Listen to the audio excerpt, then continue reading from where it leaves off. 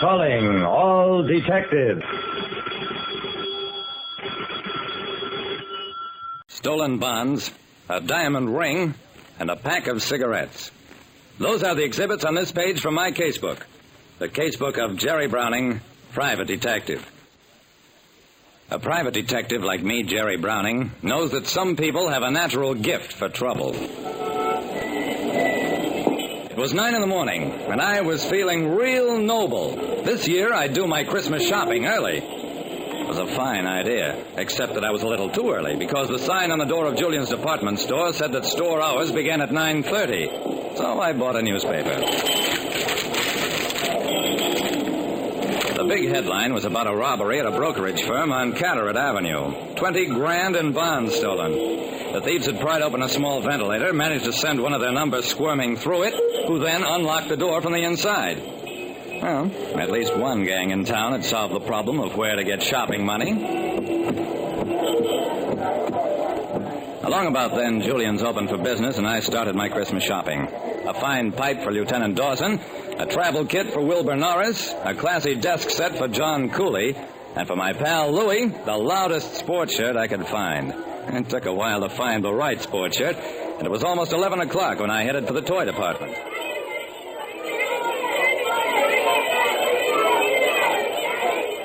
It was quite a deal. There were signs all over the place. This way to Santa's castle. Adults admitted only if accompanied by a child.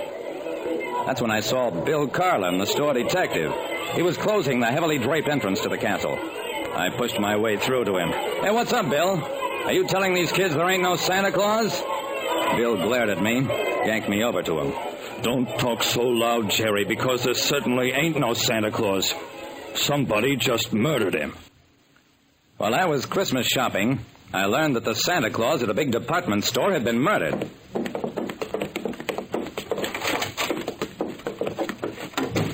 Bill Carlin, the store detective, led me to a small room off the toy department.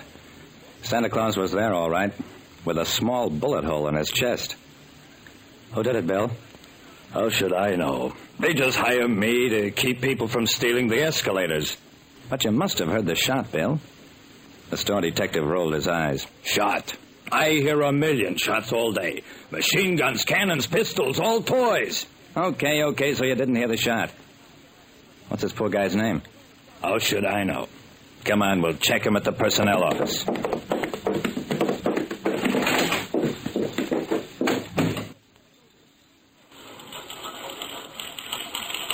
The personnel manager found Santa's employment card.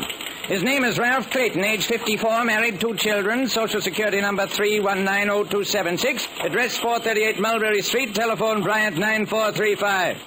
Jerry, you break the news to his family while I get the cops in here as quietly as possible.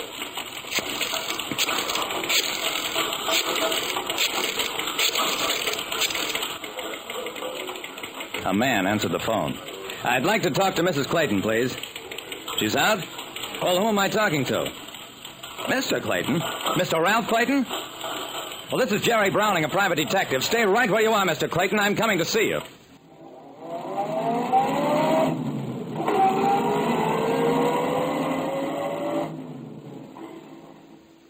At the Mulberry Street address, I talked to a very much alive Ralph Clayton.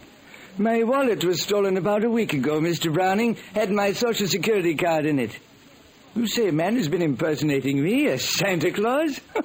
Dear me, how quaint. Not so quaint, Mr. Clayton. He's dead. Julian's store was swarming with cops when I got back. The whole toy department was roped off and empty of customers. I spotted Lieutenant Dawson talking with Bill Carlin, the store detective, went over to them. Hello, Jerry. We've identified Santa Claus and his fingerprints. He's Pete Groton with a record in 4 states. That's nice work, Dawson. And did you also find out why Groton stole a Social Security card and impersonated his victim? Dawson frowned. Well, not yet, but we'll get to it. Okay. And you might also figure out how the killer got some kid to stooge for him. That one really stopped Dawson.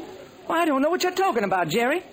I pointed to all the signs around. Santa's castle, adults admitted only if accompanied by a child. A killer couldn't get at Santa unless he had a kid with him. Your men have chased all the kids away, which includes the one possible witness to the murder. Dawson wagged his head mournfully, and Bill sighed with sympathy for him. This is one of the times I'm glad I only have to worry about shoplifting. I turned to Bill as Dawson hurried off. Bill, did you grab any shoplifters this morning? Huh? Oh, sure. 5 of them this morning.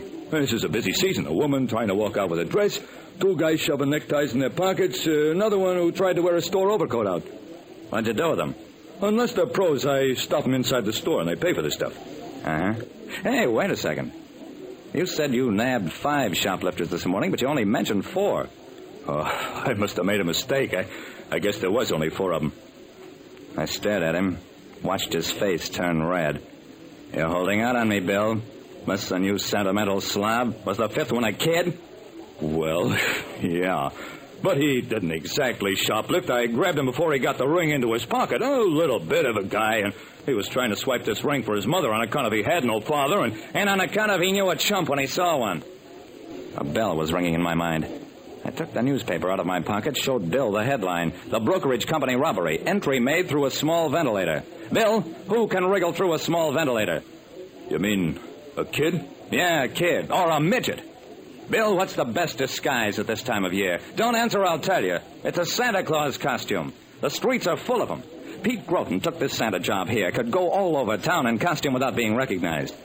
Well, okay, maybe, but what has that got to do with midgets and kids that try to snaffle rings in my store? Because Groton must have been working with a midget. He wouldn't dare trust a kid. He probably arranged for his accomplice to come up here for his cut on the job, and while the midget was roaming around, he thought he'd pick up a little stray loot. Except that you nabbed him. Yeah, and I let him go. But you did see him. Come on, let's get Dawson. We found Dawson, told him my theory about a midget. That could be Shorty Malone. I'll send out a general alarm for him.